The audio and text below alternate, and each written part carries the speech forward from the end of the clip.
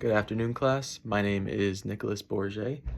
Uh, I was wondering if you've ever received a handwritten letter from an older relative in your family, maybe someone like your grandmother, maybe like a birthday card, and it was written in cursive and you didn't understand what it says.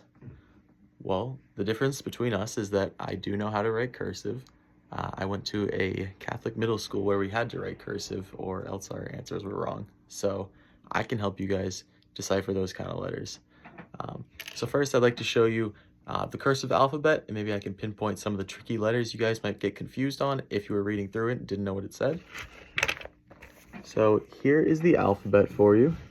Something I'd like to note is the T's and F's. So you have F's here and T's here.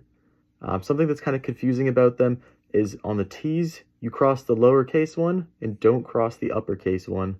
Whereas on the F's, you cross the uppercase one and don't cross the lowercase one. So I remember in school, those were always letters I might lose a point on because I always kind of didn't know which ones to cross. Those kind of get confusing. Other letters like G and D have very similar shapes. Other letters like O and Q obviously are very similar. V and U, very similar shapes. Y and Z, the only difference really is that little swoosh at the bottom there. So there are a lot of letters that kind of in the cursive alphabet look very similar. And when you write them, you're not really picking up your pencil at all, so they end up mushing together. Some people that write cursive lefty will be smudging their work as they write it. So there's always kind of like mix-ups that happen when you're writing in cursive. It's less legible, I'd say, than print, so it's always good to know which letters have which shapes. Maybe I could show you guys some common phrases that would help out.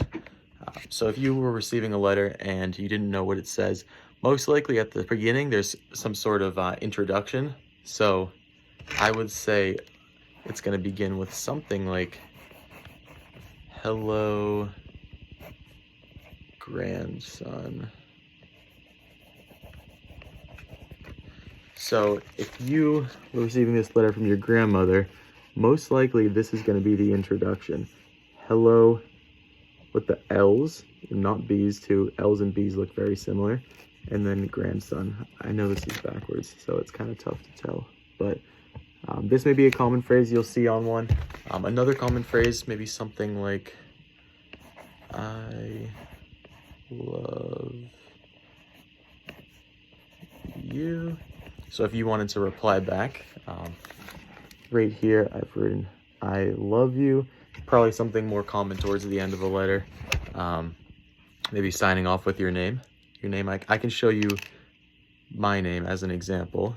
Here's Nicholas.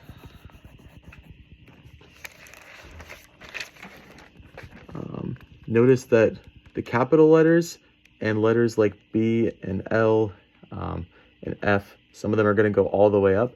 But when you're using more vowels in the cursive alphabet, like the I, we're staying in the bottom half of the word. A is very low. Just some letters are different sizes. More like I feel like if you're writing in print, NICHOLAS, they're going to be kind of different sizes. Another word I can write here for my instructor.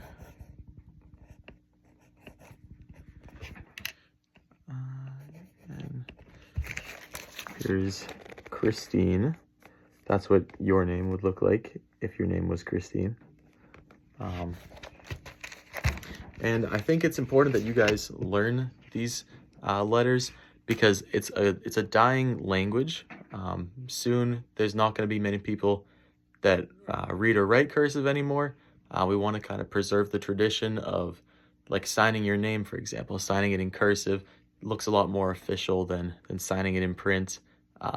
So just, I guess, for the decorative aspects, of writing, like it's more fun.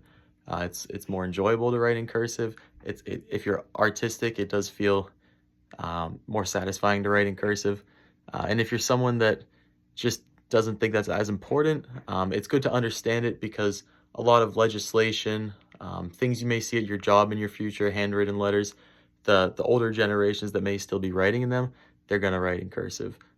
So it's very important that you learn these skills and maybe go home, buy yourself a cursive textbook. I learned it in second grade. You can learn it now. I write all my words in cursive now. All my homework, all my notes, everything's in cursive. And that's true something as well. People can't read your work. You're never going to get caught with someone trying to copy your work if they don't know what it's saying. So it's kind of like your own code, and it's a useful skill to learn. Thank you.